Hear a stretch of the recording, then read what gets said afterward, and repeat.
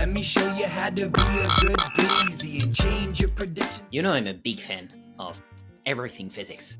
So when I heard that Bayesian Stats was especially useful in quantum physics, I had to make an episode about it.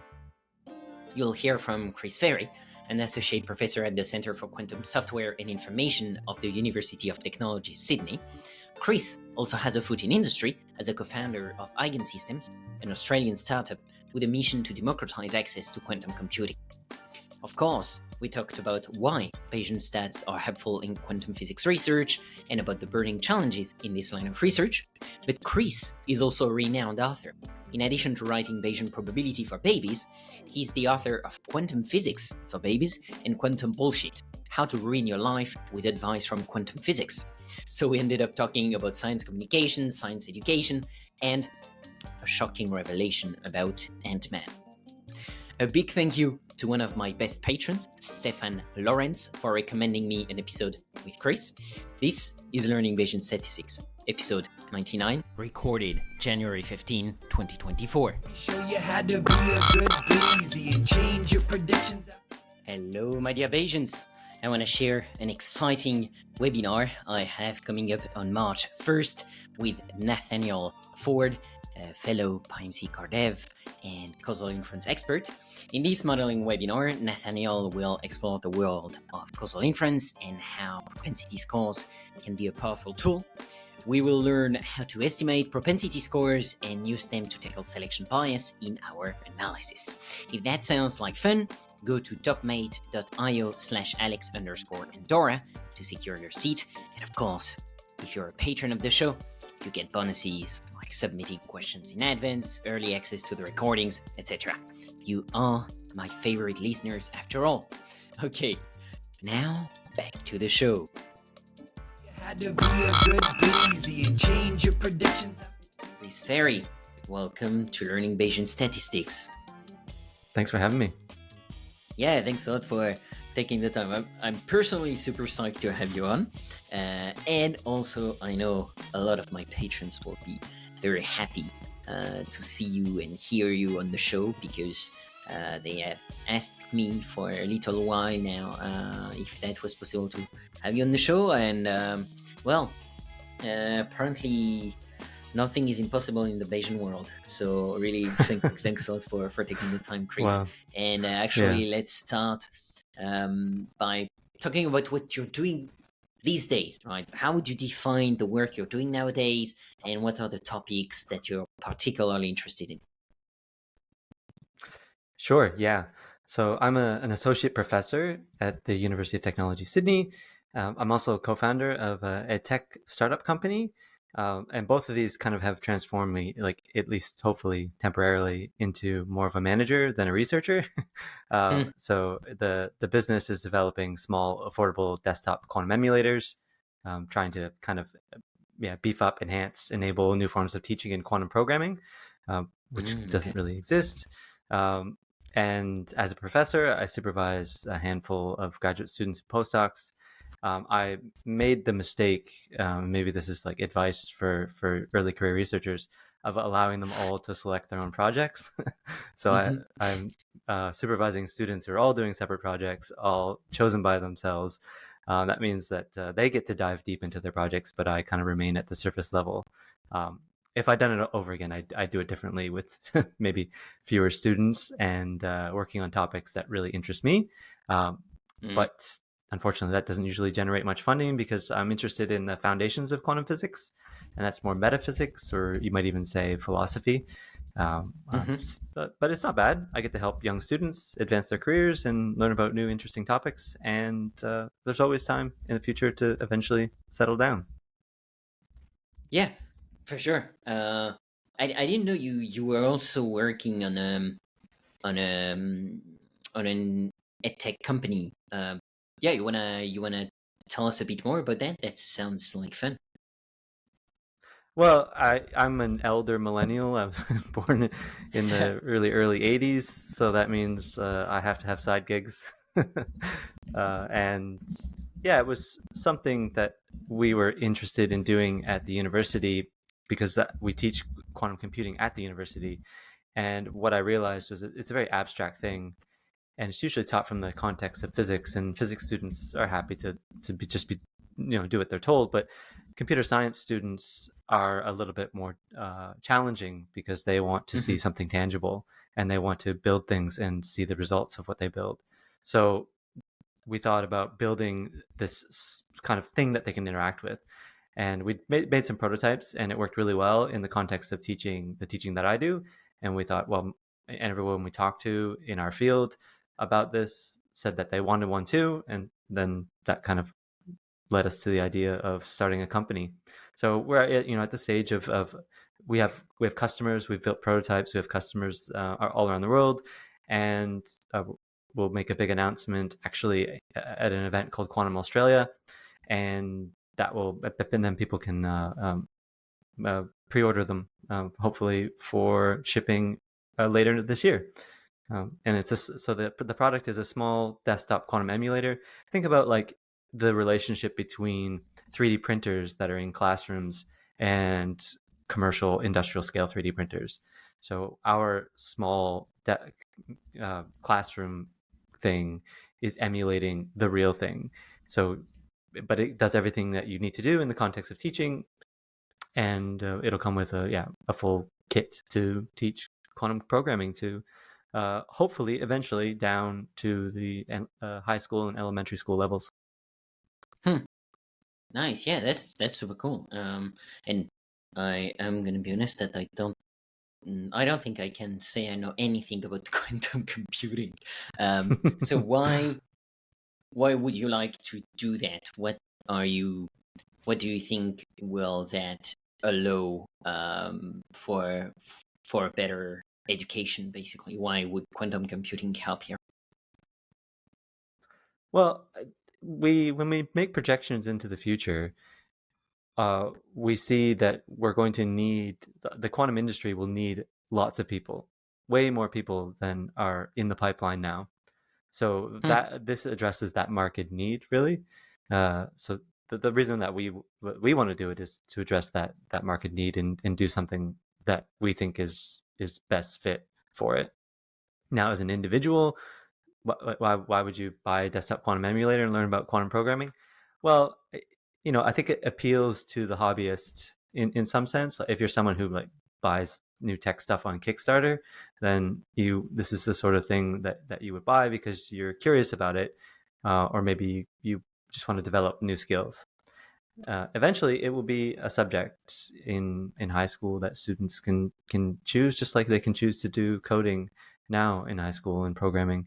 So quantum computing is something that is it's a nascent field, but the 21st century will come to be known eventually as the quantum age, as quantum technologies develop. Okay. And what will that allow us to do? Because what I think the only thing I know about quantum computing is that it's supposed to allow you to compute way faster, right? So first, did I understand that well? And yeah, just can you give us maybe a rundown on quantum computing? Yeah. Well, it's not about speed. So there are some things that a quantum computer will be able to do that conventional, we call them classical computers, can't do. So the individual steps that occur within a quantum computer, like carrying out an instruction, is actually slower. It's the number of steps to solve a problem that are way fewer.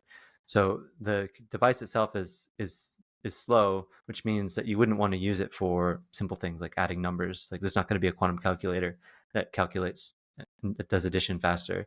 It's more obscure mathematical problems that people have connected to real world things like applications in cryptography, in the simulation of chemistry. Those sorts of things all boil down to these mathematical problems that are difficult to solve when you encode information digitally with ones and zeros, as you would necessarily have to do with your computer. If you encode those problems into numbers that have complex numbers and real numbers and negative numbers rather than ones and zeros, then you can carry out far fewer steps to solve your problem. And a quantum computer would naturally encode those numbers and be able to carry out those steps. So it's it's select problems that you would use this device for. It's not just it's not it's not this faster in the sense that eventually we'll have like a iPhone Quantum or something like that. It'll be a special purpose component of a larger computer. Just like your CPU outsources graphics calculations to the GPU, it will outsource some quantum physics calculations to the QPU in the future. Okay, yeah, I see. Thanks, much clearer now. So and I get at least the main point. So of course I've already started on tangents, but I mean I have so many questions for you. One of my actually planned question was that you have a very original origin story, because you claim and you wrote actually that quantum physics actually turned you into a Bayesian. So tell us why, and I'm also curious if there are any key moments that shifted your perspective. Right. Yeah. So yeah, we've been talking about quantum physics and not Bayesian statistics. So it all started when I was a graduate student, and I was interested in this field called quantum foundations. So it's kind of really trying to understand the deep underlying questions about quantum physics. The problem is, if you dig deep enough, you find that quantum physics is just a kind of framework built on top of probability theory. You've probably heard of things like the uncertainty principle, things like that, or that quantum physics is a probabilistic theory. And if you look at all of the debates that happen at the fundamental level and the foundational level of the field, they have more to do with the interpretation of probability than they have to do with physics. So when I was a graduate student, I thought, well, I mean, I'm not going to be able to answer these questions until I understand probability. And I suppose in this podcast, I'm preaching to the choir, but I came out on the other side of that as a Bayesian. But like Bayesian, I would put in sort of scare quotes, because I think nowadays you can follow the recipes in a book that uses priors and Bayes' rule, and it has the title Bayes on it, without the need to actually have an interpretation of probability at all. So it was more like, in order to answer these questions and have a satisfactory understanding of what's going on in quantum physics, you need to have an interpretation of probability. For most physicists, it's just an implied interpretation that they don't really think about. But for me, it came out with the subjective interpretation, and that really helped me understand it. But then I think at some point I was talking to my thesis committee, and they didn't like this at all. And No. So most physicists, especially quantum ones, think probabilities are objective. So they told me to do something practical. So I transitioned and then tried to start to apply Bayesian statistics to problems in quantum physics, which it's essentially just classical statistics with unfamiliar models and different loss functions, and complex numbers are involved in some sense. But yeah, it's basically just a way to derive a likelihood function. Now, once you have a likelihood function, then you're just doing classical statistics. It's just a weird likelihood function. So I was able to apply Bayesian statistics to problems in quantum physics. So it's like I started from this sort of philosophical point of view, and then was told to do something practical, and so then I was able to do some practical things in applying Bayesian statistics to quantum physics problems. Did that change the view that your supervisors had?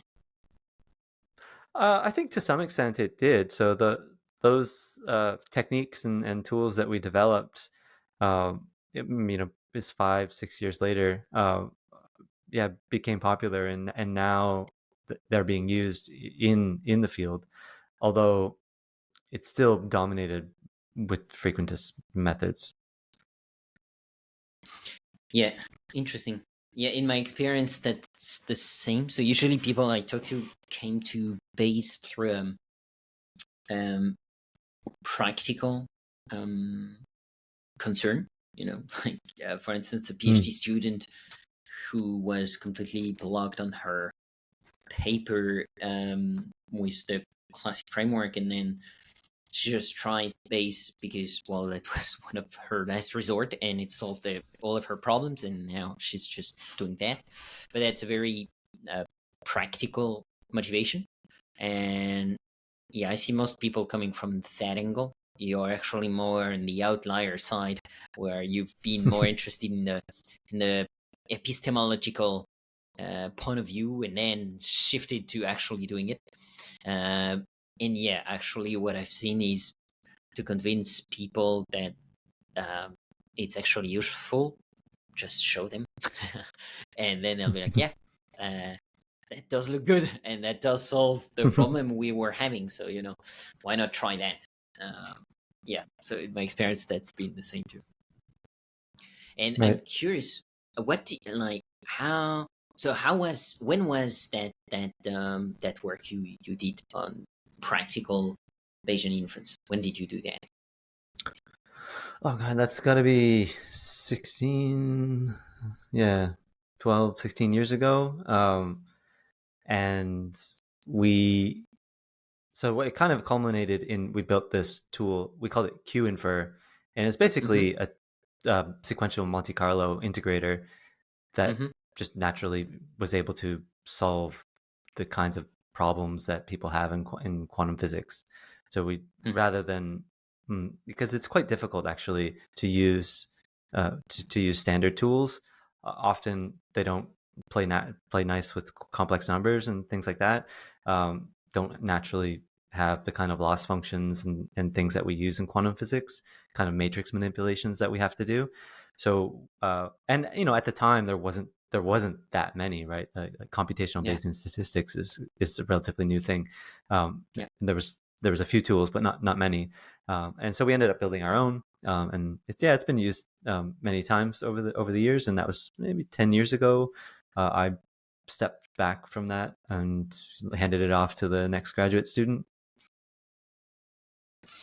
Yeah, that's why I asked you, when did you do that? Because just a few years ago, there wasn't a lot of tools to do that. So, yeah, like I'm guessing you had to write the algorithm from top to finish on your own, right? Yeah, and honestly, sometimes that's better to do it that way. I mean, if you want to really deeply understand something, you have to build it yourself. We can't build everything from scratch. I mean, if you want to understand particle physics, you can't go build your own particle collider. But for things that you have the capacity to build, I would always recommend building it yourself, or at least attempt to, and then realize, what all of the problems are going to be if you wanted to make a really slick product. So get it to the point where you've built a prototype, and then you really kind of start to deeply understand what's going on. Because a lot of times, especially with really usable products, they're really slick and they're just black boxes. And yeah, you can push the buttons and use them, but you don't end up developing a deep understanding of what's going on. Yeah, for sure. Even though hopefully if you had to do that today, that would be easier. Like you could use building blocks instead of really just starting from scratch. And thankfully, well, I mean, an example is I can give you an example. Yeah, So I have a student, an undergraduate student that I suggested trying a new method. It's jargon, but I'm sure people have heard about it. Maybe you heard about it. The Stein variational gradient descent method, which is a deterministic integration method, and it's built into PyMC. So the student can go and try that. Although it's still quite difficult for them to build the quantum mechanical models that they have to build. So first I have them do it from scratch, and of course it works to some extent, but it's not very efficient. And there are a lot of things tricks that come up in numerics, like what do you do if you're trying to take a logarithm and there's something close to zero, right? Then you don't want them to have to figure all those things. So it's the kind of have them build it first and then go. Yeah. Yeah, basically using, I like that. Basically using a version from scratch that's simplified, and then when you need to go industrialize that, well, just use the tools you have already on the shelf, and maybe customize them if needed. That's the beauty of PyMC, where you building blocks basically that you can personalize into your own Lego construction in a way. Yeah, for sure. But that's awesome. Like, well done on doing that thing. And were you already using Python at the time, 16 years ago, when you were doing your own SMC, or was it something else?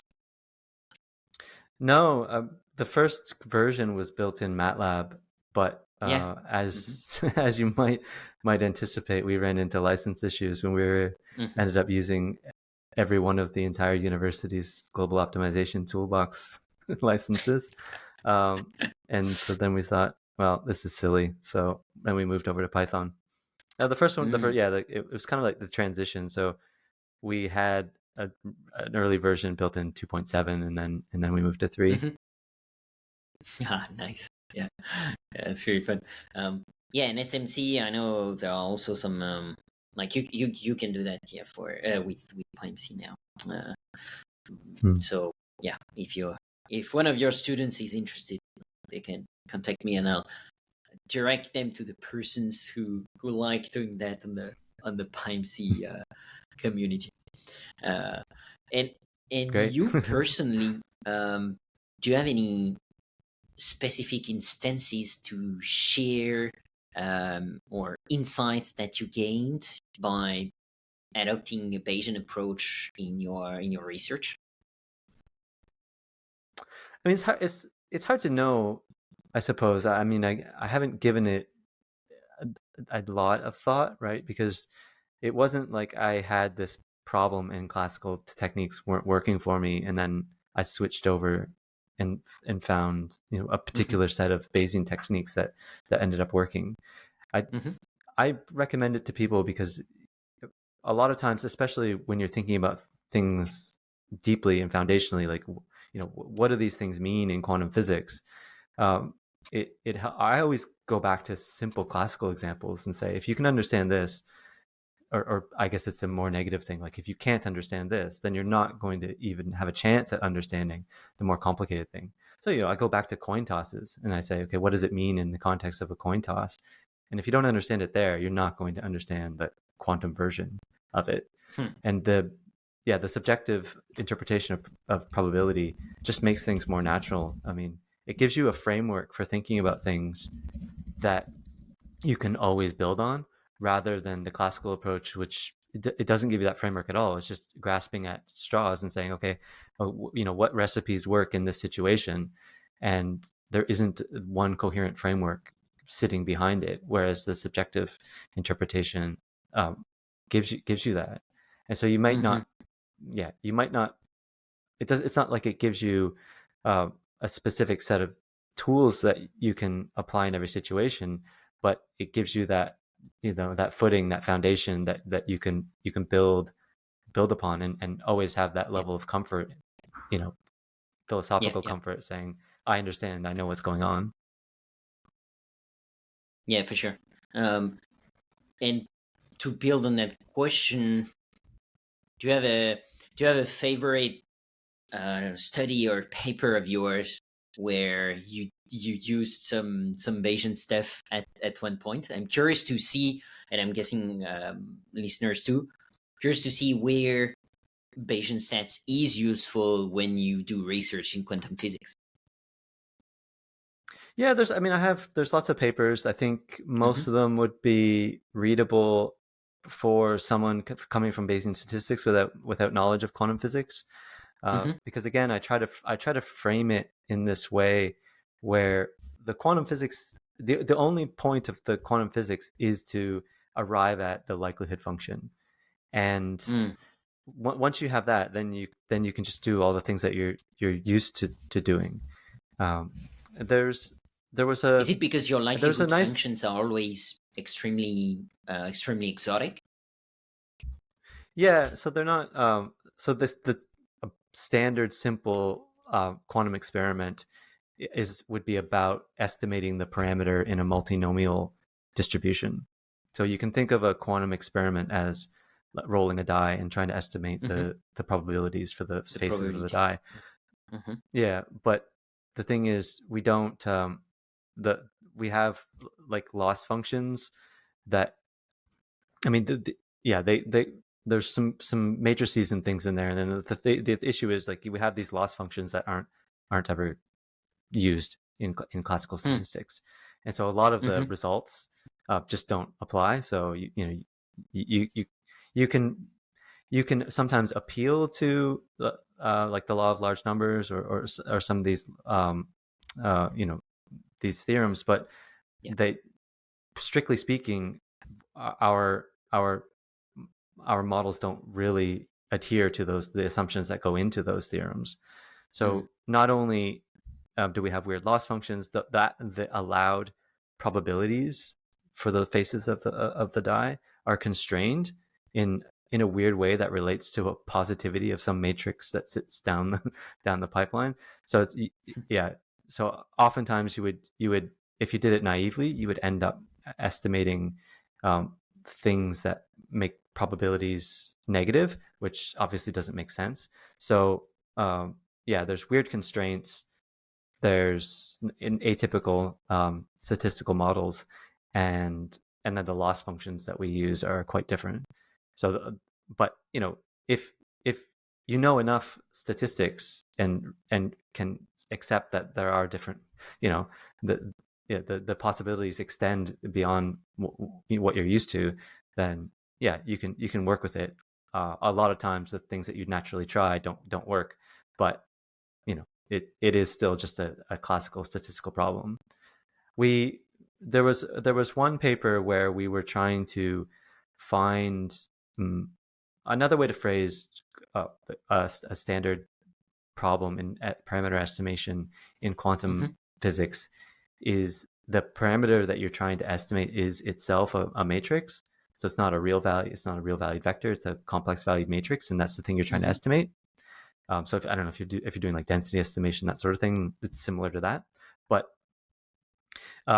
we wanted to find the the Bayes estimator for a particular loss function that involves like square roots of matrices and traces of them, and if you assume that all the matrices are diagonal, then you're back to a classical statistical problem, and you end up with this funny loss function for classical probabilities that's it's somewhat related to some loss functions that are used in learning theory, and then we said, oh well, people actually haven't found the Bayes estimator, or to say the minimax estimator for that particular function.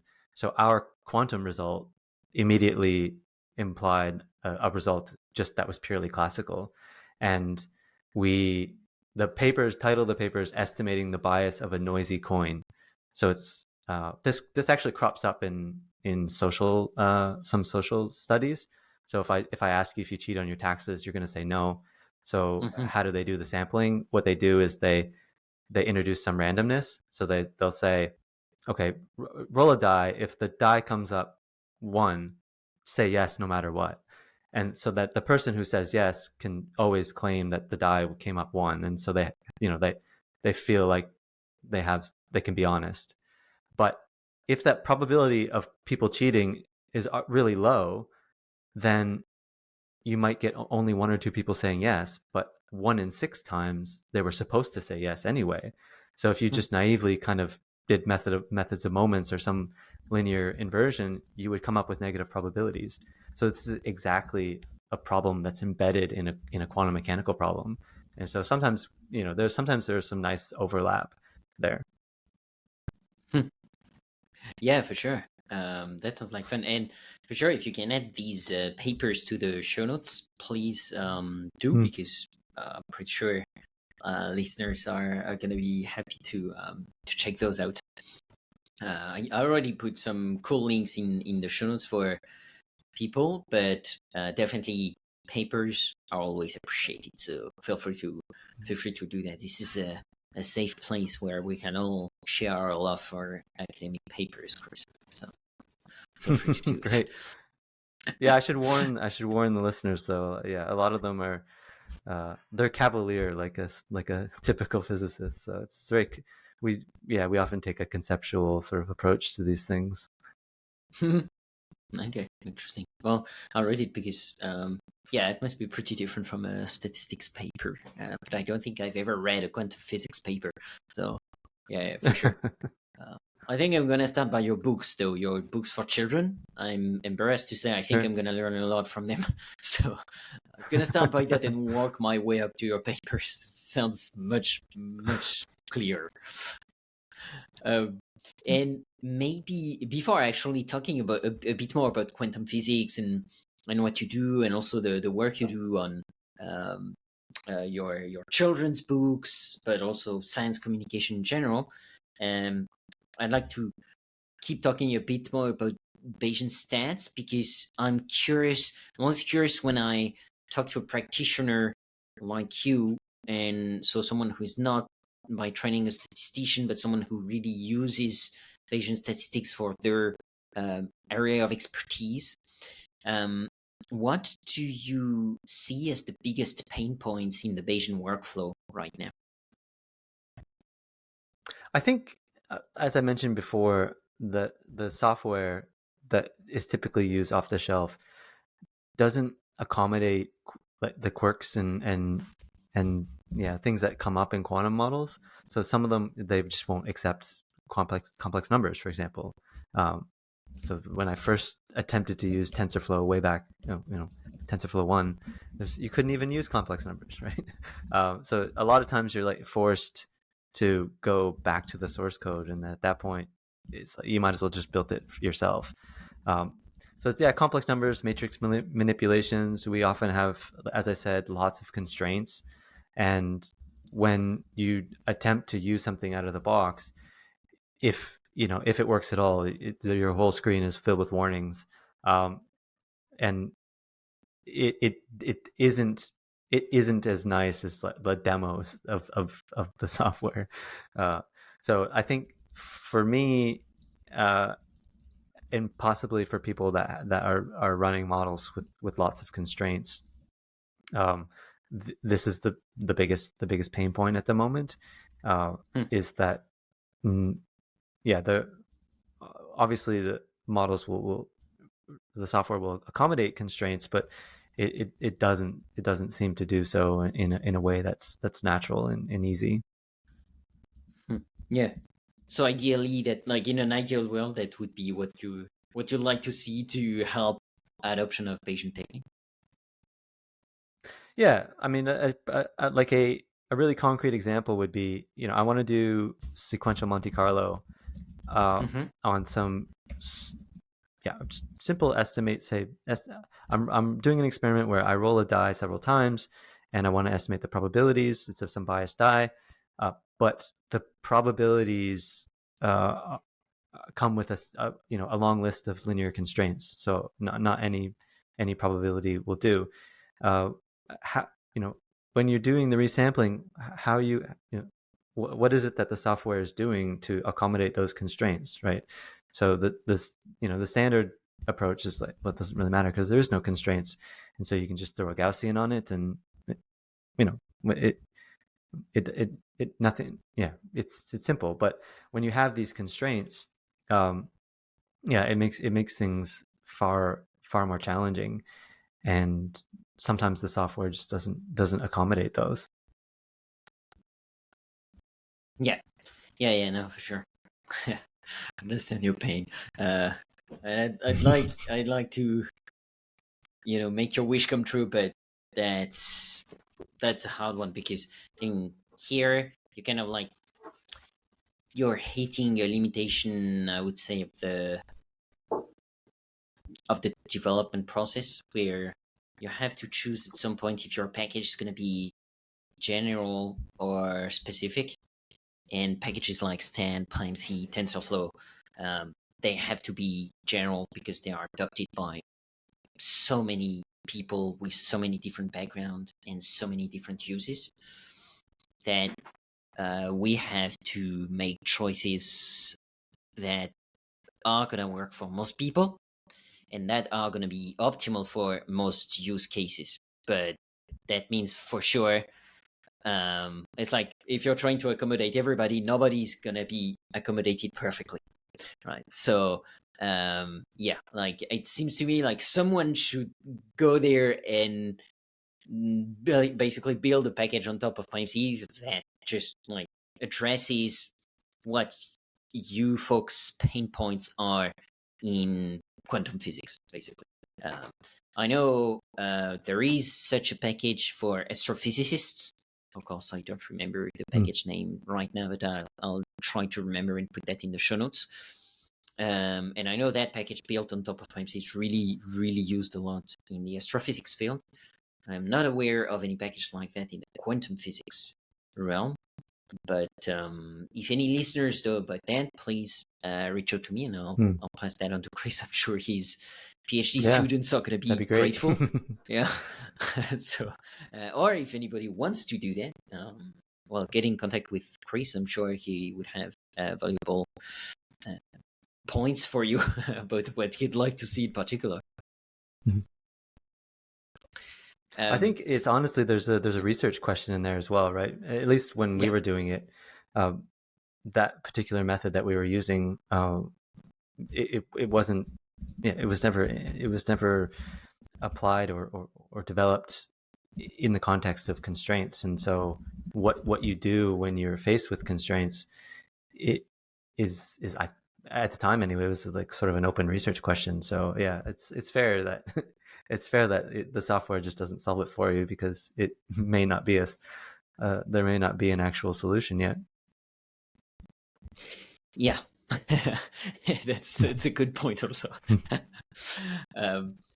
And so now I'd like to ask you a bit more about quantum physics per se, because well, I'm always very curious about physics. So, what in your line of research, what are the biggest questions, the biggest challenging you face currently? So we're at this weird transition point in the field of quantum technology where we can't in laboratories, university laboratories, build bigger devices. So we kind of count the power of a quantum computer in the number of quantum bits or qubits that we can control.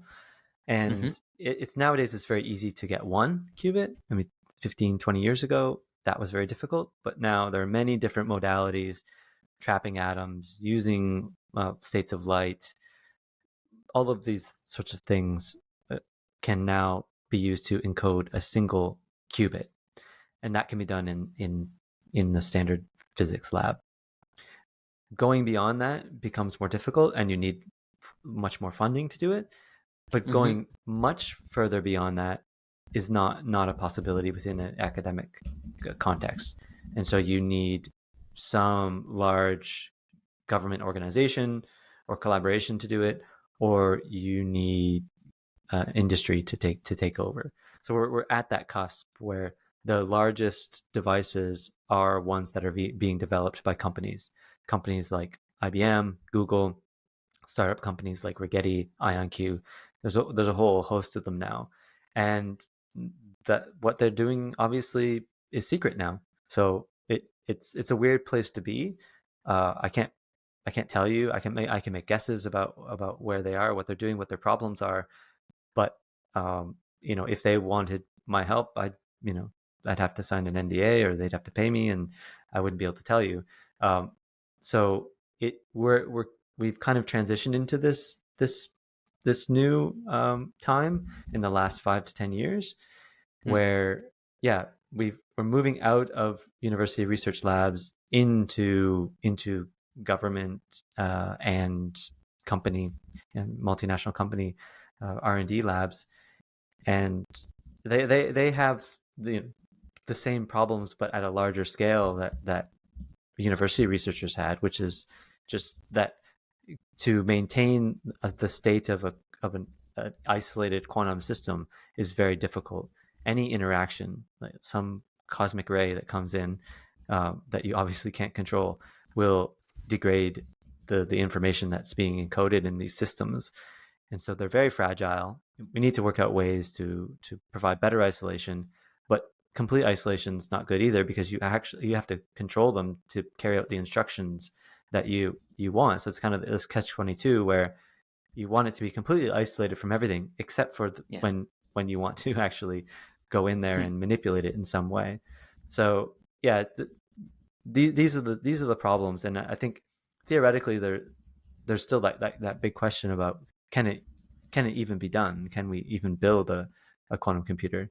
There doesn't seem to be a reason why. If it turns out that we couldn't, we'd learn a lot about the nature of reality and the reason for why that's the case. But these are the sort of big questions that I think have the potential to be answered in my lifetime. Can we build a large scale, fault tolerant, error corrected quantum computer that carries out some calculation that would have been impossible to carry out with digital electronics? That's really fascinating. And I'm really impressed by the depth and the width of topics in the research of physics. It's just incredible. And I would refer to listeners to episode 93 that I did at CERN this summer.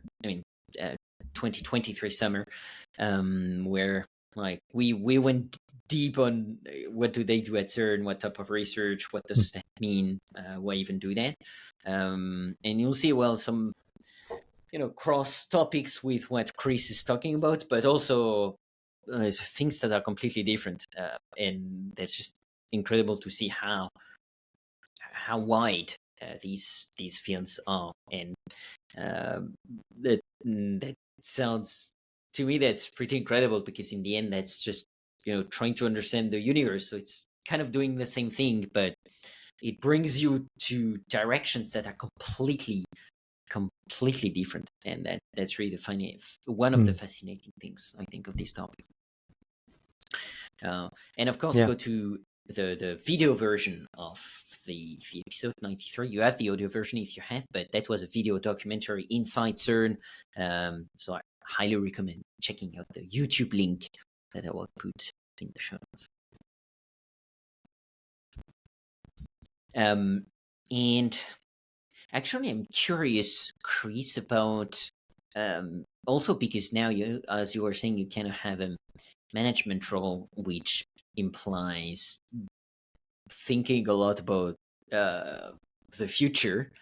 So I'm wondering, where do you see the field of quantum mechanics headed in the next decade, and also maybe how do you see Bayesian Stats still helping in this endeavor?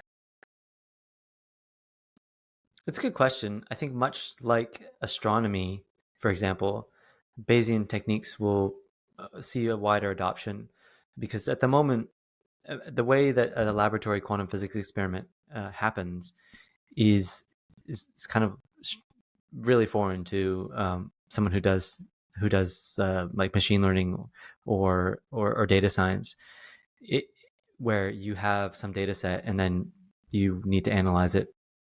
No, what they do in labs in physics departments is, if the data isn't what you wanted, then you just throw it out and start again, and you work until you have really clean data sets. So all of the problems with data sets and things like that don't happen in physics labs. The physicists want to see the answer in their data. So the really sort of data scarce regime is unacceptable to them. They need to see it on an oscilloscope or something, right? The probability distributions essentially have to be delta functions for them before they accept that the experiment actually worked. But that's because we're doing really small scale experiments.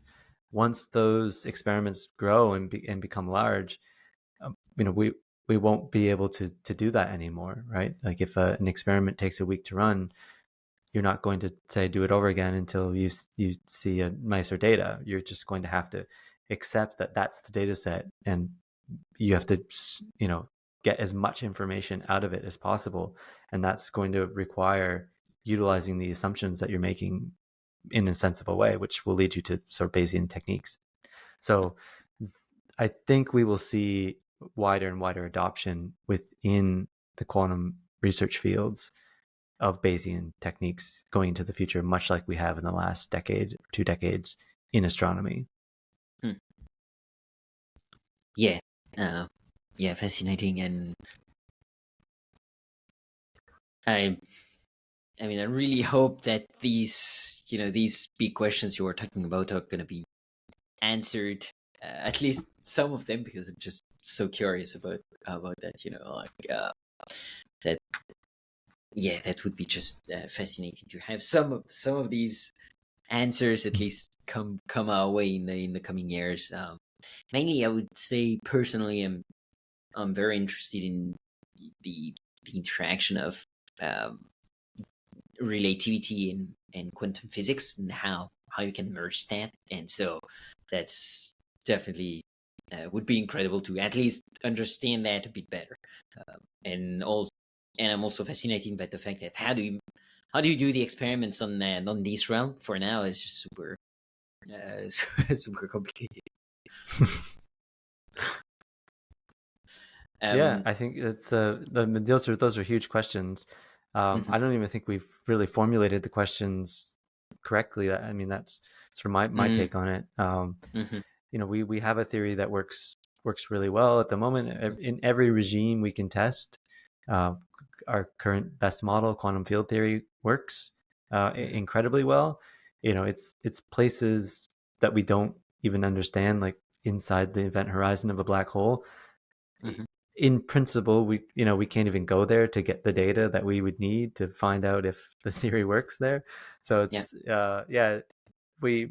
there's various takes on it. There's just sort of a pessimistic take, which is like, maybe we've hit the limits of what we can understand given our capabilities in the universe. And then a more positive view is like, well, eventually someone will come up with some idea where there was something that nobody could have seen coming. That's typically how paradigm shifts have worked in the past. So there's no reason to think pessimistically that will stop. But who knows? It might be the case. Yeah. I mean, I do hope for the second option, but you can never know. And actually, now I love the fact that you do a lot of science communication. Of course, it's also a job of this podcast. So it's always something I'm very happy to talk about. And I'm wondering if there are some common misconceptions you've seen about quantum physics, maybe even about Bayesian stats, that you often encounter, and how do you usually address them? Oh, yeah. Well, I wrote an entire book for not for children. It's you may have to edit this part out because the book's called Quantum Bullshit. I don't know if that's allowed. That's all good. Yeah. I'm French, so we have no worries with swear words. Right. Right. Yeah, in Australia it's similar. So it's that's the title of the book. The subtitle is it's kind of science comedy. So the subtitle is How to Ruin Your Life with Advice from Quantum Physics, and it kind of goes through a lot of the common misconceptions and how each of these major concepts in quantum physics are misused. Things like superposition, entanglement, quantum energy, quantum uncertainty, these sorts of things, how they typically are misused, and what's the most sensible kind of way to understand them without having the mathematical background that underpins the framework of the theory.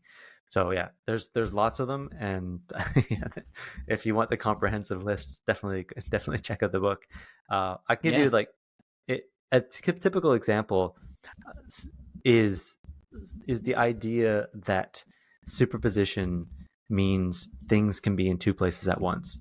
and that just saying it out loud should make it clear that that's a logical contradiction, because it's a dichotomy between true and false, and you can't have something that's both true and false. So sort of a logical contradiction. But that being said, you still, physicists will still say things that sound kind of like that. So an example might be this famous double slit experiment where you have some sort of screen, it has two holes in it, and you fire electrons at it, and you see an interference pattern on the other side instead of just two dots where the electrons landed, suggesting that the particles interfere with each other. And if you do it one particle at a time, that means it had to interfere with itself, which means it had to have gone through both slits at the same time. So the electron had, or whatever particle it is, had to be in both of those places at the same time. But we always run into these problems when we try to explain what's going on in quantum physics by analogy to our everyday world. It's a different world that we don't have access to. We don't have a language and a familiarity with. So we have to use these analogies, but they very quickly break down. So that's absolutely not what's happening. And things can't be in two places at once. And you shouldn't buy a quantum crystal or something because it promises that that it can do that. Sure. And for the Bayesian, I find actually, but so when you can kind of explain to people the way I do it now is to walk through that idea that in quantum physics we have these concepts and we have to use a language that we're familiar with, but that language isn't really suited for trying to do anything beyond explain that one special thing. You can't extrapolate using those analogies because you'll quickly fall prey to misconceptions. So that's typically how I explain it in the context of quantum physics. And quantum physics is actually quite popular in the popular culture. I don't find that Bayesian probability is so popular in popular culture. So the word quantum crops up all the time attached to things. Nobody's selling Bayesian healing crystals, so it's not. These aren't like popular. Oh, that's actually not a bad idea. Yeah, but so you don't need to approach it the same way because you're not typically talking to a lay audience when you're talking about misconceptions in Bayesian probability. Usually, it's someone like technically minded who knows. Who knows something about some technical topic that the probability is being applied to, or probability itself. And in physics, the main problem that people have, you could call it a misconception, is that Bayesian methods are subjective, whereas frequentist methods are objective. And as a scientist, you need to strive for objectivity. So that means that you shouldn't use Bayesian methods and you have to use frequentist methods. But the easy thing to point out is what you could do is just have them walk through how they would apply frequentist methods, and then point out that they had options, and then they made their subjective judgments on which options they were going to choose to solve their problem. So it's no less subjective, and in some sense, it's worse in the sense that you're not being honest about the biases that are going into what you're doing. So yes, Bayesian methods are absolutely subjective, but they're subjective in the most honest way possible. Yeah, that's usually the way I go about it. Also, the faster you're gonna abandon the idea that there is an objective way of seeing reality, at least the way we are made. If you're a Homo sapiens, the faster you'll be able to think about real ways to actually trying to understand what's going on. And so it's usually the way I go about it. But yeah, I mean, these are fascinating topics. We've actually covered some of them in some of the episodes we've already done on the show. So the one before you was episode 97 with Alan Downey, where he actually talked about that, where he was like, he has also a blog post about it, comparing this idea that Bayesian results converge to the frequentist results to the limit. And so that was interesting to talk about it with him, because he actually argues that it's never the same. And that's not a problem. You should still choose the Bayesian framework, actually. But that was interesting. So you have that for people interested, and also I'll put in the show notes. So I'll put that one, and I'll put in the show notes episode 50 and 51. 50 was with Aubrey Clayton, who wrote an amazing book called Bernoulli's Fallacy and the Crisis of Modern Science. So that's more about the history of statistics and how basically how and why frequentist statistics came to dominate the scientific world. So much more epistemological, very, very fascinating book. And episode 51 was with only Sir we've had on the podcast, I think, Sir David Spiegelhalter, about risk communication, how to talk about risk, especially to a lay audience and people who are not educated in stats or in the scientific method. And that was way closer to the COVID pandemic, so that was very interesting to talk about that with him, because these topics were absolutely important in time of pandemic or very stressful situations, right? Who would think so, right? That the nerds actually had it right all along to talk about stats and probabilities. This can save you during a pandemic.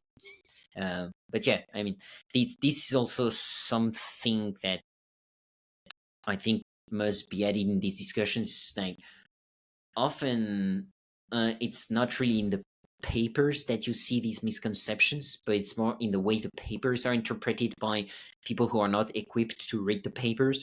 And so I think there is a job in the world that needs to be filled, which is basically making the bridge between scientific papers and then what ends up in the papers, in the newspapers, and that is a bridge that still has to be built.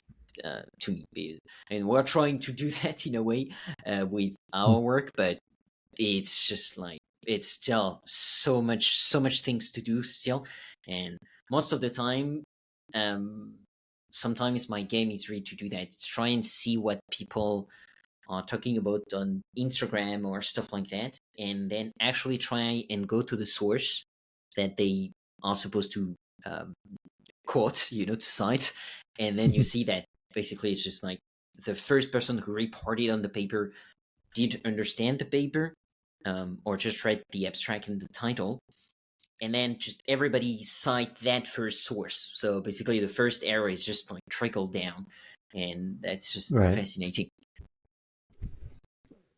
Yeah. I think the solution has to sort of include actually that people write fewer papers. I mean, there's over 1 million academic journal articles published every year, and that's more than we can read, right? So, but there's the perverse incentives in academia now that kind of force you to do this, which means also that like most of those papers shouldn't have been written and didn't need to be written. I think it would be better if we had a more careful approach where the result is fewer papers that are better written. Yeah, that couldn't agree more. And also it's something we've talked about on the podcast several times. Incentives in academia is hard to change, but needs to be changed. But yeah, hopefully that will. And having people like you in academia definitely helps. And well, hopefully with time it's gonna evolve. But yeah, And we could continue on that road, but it's going to be a 3 hours episode, and I don't want to take too much time to you.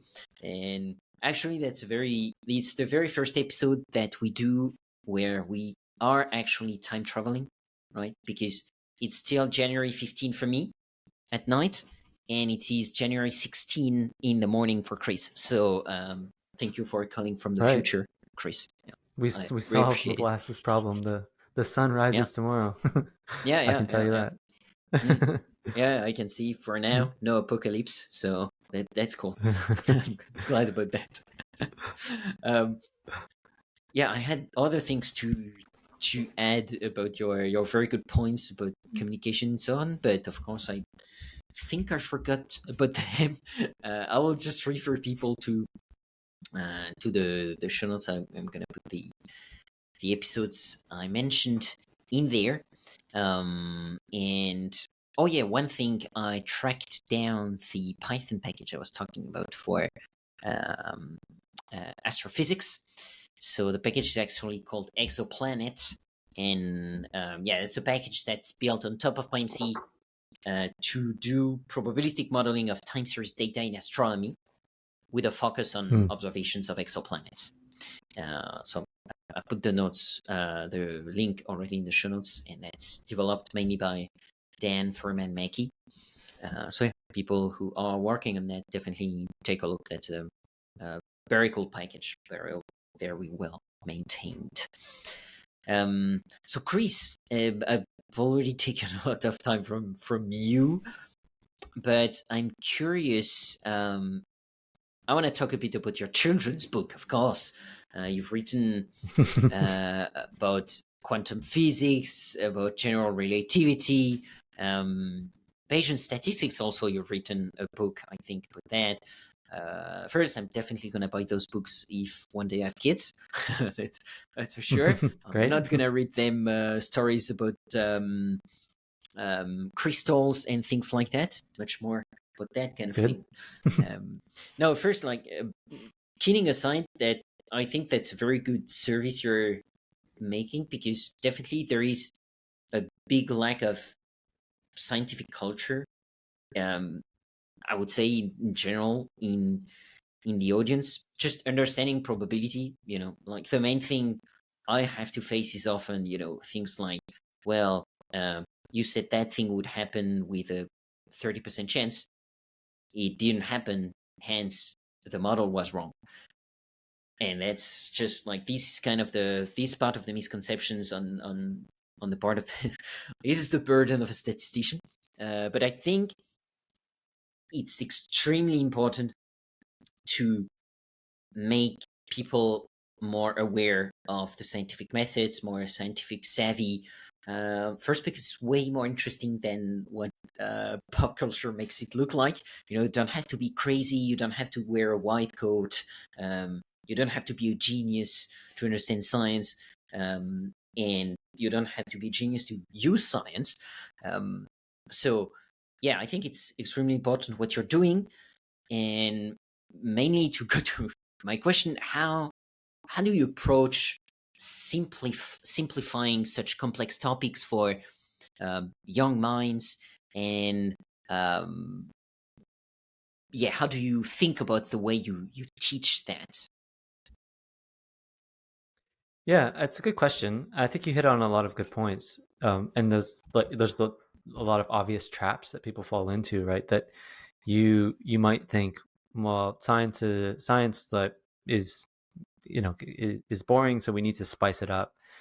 This happens all the time. If you see scientists on like daytime television or whatever, they inevitably do some chemistry experiment where there's some explosion, and gives people a really distorted view of what science is. Not only is it, people think that it's old white dudes in lab coats and geniuses, but also people have this misconception that it's all about excitement and explosions and chemical reactions and cosmic awesomeness.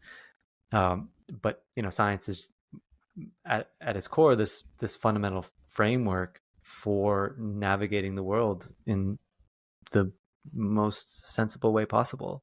So when I approach the children's books, I try to really simplify it, not only the concepts, but just that overall sense of what I'm trying to do. I'm not trying to create some extrapolated vision, some way too exciting picture of what science is. What I try to do is I try to give examples, analogies, categories, kind of abstract things that give people some comfort, some tools that they can use to try to understand or appreciate what's happening in these fields.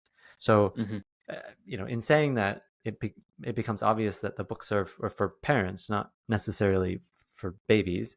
And I think a lot of the feedback that I get is from parents who say things like, "Oh, I wish I had learned this topic in school in this way," right?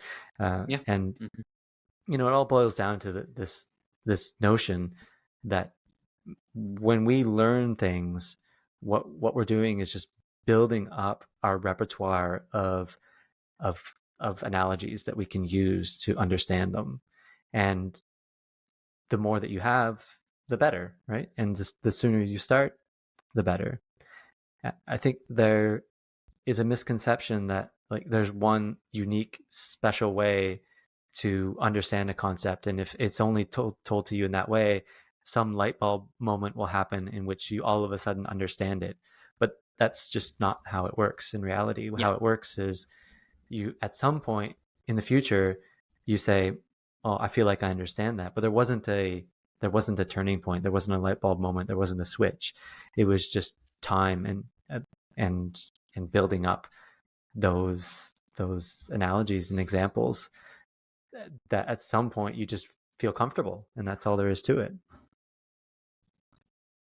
So it's actually surprisingly easy. It's a lot easier than people think, because the task that I set myself is not such a high bar. Just give a simple, palatable analogy for some core concept in the thing that you're talking about that anyone can understand. Yeah. Yeah, definitely. That's, again, extremely important. So thanks a lot for doing that. And I do think that it's very important to make science look more human and more approachable, because I often people see that as very dry endeavor, but I think actually counting stories about science and scientists and normal scientists, right? Not the weird scientists from the movies, is extremely important, because that's also how we learn, right? We learn a lot. Our brain is like that. We love stories, and we love learning through stories. And like every equation you learned at school has actually a story behind it. Lots of people have worked on it. Lots of people have failed and depressed because they couldn't find the solution. And thanks to their work, then afterwards it unblocked a lot of things that you can actually do now, right? Just knowing about relativity makes us able to be located through our phone. Right? We can use the GPS very accurately because we actually take into account relativity. Well, it's pretty incredible, right? But I'm guessing most people don't know that. So yeah, I think it's extremely important. And actually, I've watched very recently a Netflix series that does an extremely good job, I found, illustrating science like that. So it's still, of course, romanticized a bit. But first, the physics that's in the show is pretty good and accurate. They don't refer to absolutely completely crazy theories, because, I mean, the series is called Lost in Space. And the pitch is, so it, something like happened on Earth I'm not going to spoil, but something happened on Earth, and then some people had to go and try and colonize Alpha Centauri, and we follow the adventures of the families who do that. And the science is pretty good on that, and also the depiction of the science is, I found, very interesting. You have some very interesting scenes, right, where it's like, oh, that's magic. That's not magic. That's math. That was really cool. And yeah, I'm not gonna spoil, but I definitely recommend this series. It's really well done. And of course, well, your book, Chris. And well, I think we can call it a show, I think, because I've already taken a lot of time from you, and for people watching the video, you can see that the sun is setting down for me, so the luminosity is getting down. But I'd like, so before the last two question, my last question would be a bit of a general one. If you have any advice, Chris, for students or young researchers interested in quantum physics or even Bayesian statistics, what advice would you give them to start in these fields? Yeah, I think for young people that have time on their hands, my advice is quite simple: is to study mathematics. Mathematics is obviously the foundation of statistics, also the foundation of quantum physics and all of physics. I see students coming into university who are very excited about science. They come in, they say, "Oh, I've read, all of Brian Greene's books and Stephen Hawking's books, and I'm here to be a scientist. I live to be a quantum physicist." And then you hand them a test with only math problems on it, and they get very deflated because nobody told them that it was all about math. So it's the way that I came into the field. I was never really interested in physics or science. I was a math student. And when I finished my degree, it was more about how am I going to apply my skills in solving math problems. And that served me very well. So yeah, become proficient at mathematics. There's lots of fun stuff in mathematics when you at the surface level, depending on the way it's taught, can feel boring. But yeah, the further you dig deep into it, the more interesting and more exciting it gets. And it will provide you with a deeper understanding of the field that you end up applying it to than you could have ever imagined, and certainly more so than the people that are just still at that surface level. So yeah, that would be my advice. Also, for especially for young people, for students, life is very long, and now is the time that you're encouraged to make mistakes. And it's really the only time in your life where you can make mistakes and get, rapid feedback. And that's the thing that's encouraged, and that's the best way to learn. So, approach it from that perspective, and also drag it out as long as you possibly can. Yeah, completely agree with these recommendations. Learn math and learn it well, and take risks. Take risks very, very young, and for the most time you can, because that's definitely helpful. Even financially, like a good financial advice, if you have to take risks and put most of your money on stocks, that would be when you're young. And then when you get older, you get a bit more risk averse on your portfolio investment. Well, I would say that's the same thing for life and for rapid feedback and failure. When you're young and don't have any responsibilities, do that. Take the risks and learn math. That's not a risk at all. Awesome, Chris. Well, I'm gonna let you go, but before that, I'm gonna ask you the last two questions I ask every guest at the end of the show. First one: if you had unlimited time and resources, which problem would you try to solve? I think that's easy. At least in my discipline, I would build a large-scale quantum computer, and then I would set it on the task of simulating various materials until it found a high temperature or room temperature superconducting material, and then we'd build that and go have free energy around the world. That sounds nice. I love that. Yeah, awesome. You're the first one to answer that, but love it.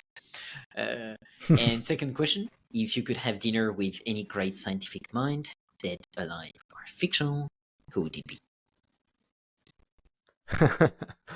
Yeah, I mean, these sorts of questions I think are difficult, especially for like someone with an analytical brain. You got the devil on your shoulder saying, "Yeah, play along. It's a whimsical game." And uh, it I've thought about this actually. So I think there'd be some inherent problems with obviously with a dead scientist. So there's obvious problems, but I think the ones that people don't think about are say I brought what I guess this is a magical scenario, but I don't know if it's I go back in time or they come to our time, but in some sense it doesn't matter. So I would prefer they come to our time because, if go far enough in the past and they don't even have Easier. toilets. So let's bring them to our time. But there's a problem. Like if I brought Einstein here, what would I have to do? Would I have to explain a century of advancements in like the actual field that he came up with? And would he even accept it? Like even in his lifetime, he refused to accept all of the consequences of quantum physics. So it actually wouldn't be a great conversation. I think scientists from the past it would be too difficult to communicate, even if you could magically overcome, say, some language barrier. Like the contributions they made obviously are timeless, but like that conversation that you could have wouldn't be very insightful. So I feel like you'd have to go with a living scientist, but then the problem with a living scientist is like I can just email them if I had a specific question. So it seems like far more far easier than organizing some dinner, which you can have when you go to conferences anyway. So I've been to dinner with Nobel laureates and stuff and celebrity scientists, and one of them was probably enough. So then I think you're forced to go with a fictional character. I don't know how many of your guests pick a fictional character, but my favorite fictional character with a self-proclaimed great mind is Marvin, the paranoid android from The Hitchhiker's Guide to the Galaxy. So I'd have dinner with Marvin, and I know exactly what I'd ask him too. I'd ask him about AI alignment, because I think he seems to have been solved with Marvin, and I think he would just give a wonderfully nihilistic answer to what is AI alignment. Yeah. No, that'd be fun. Yeah. I'd take part in this dinner. Let me know when that happens. Yeah. You want a bonus question, physics related, a choice like that we had to make. Last time we did a retreat at PIMC Labs. We do a retreat every year. And of course, it's just a bunch of nerds getting together, so we always end up with very nerdy questions. And this year, I think one of the main questions was, the year before, one of the main questions was who would win in a plane war, so in an airplane war, Earth, or Jupiterians. And this year, but the one I want your input on is, this year was, if you could choose between these three options, which one would you choose? If you could know what it's like to be in the quantum realm, or if you could go inside a black hole and know what's there, or if you could go to an alien planet and meet them and talk with them, what would you choose? Right. There's only one correct choice. It's the third one, because the other two would be Yes. bad decisions. So it's the alien planet. Yeah. There is no quantum realm. I wrote a blog post about that. I'll give you the link for the listeners. Oh, perfect. So you can't go there, obviously. I mean, there's technical challenges clearly with shrinking a human, but also our entire sense of perception is built on our mesoscopic relationship with the world. And there would be clearly there'd be no sound, there'd be no notion of sight. So even if you could get around this sort of weird idea of shrinking yourself, it wouldn't be a place to experience. And then inside a black hole, every direction points down, and you'd be spaghettified, and so it's a bad idea. That'd be a problem. Yeah, I mean, So I love. let's go to the pasta, alien but- planet. Yeah, Yeah, And, that's a technical term, actually. Yeah. Spaghettification. yeah. Yeah. And yeah, I mean, I'm shocked by the revelation you just made on this podcast that Ant-Man is not a documentary. That's just I am just shocked. Yeah. So I think it's time to stop the podcast. First, because I don't have any more light, and second, Right. because I've taken a lot of time from you. Thanks a lot, Chris. That was really awesome. I learned a lot. We covered a lot of topics, so that was really perfect. As usual, I put resources and a link to our website in the show notes for those who want to dig deeper. Thank you again, Chris, for taking the time and being on this show. Show you how to be a good breezy and change your predictions after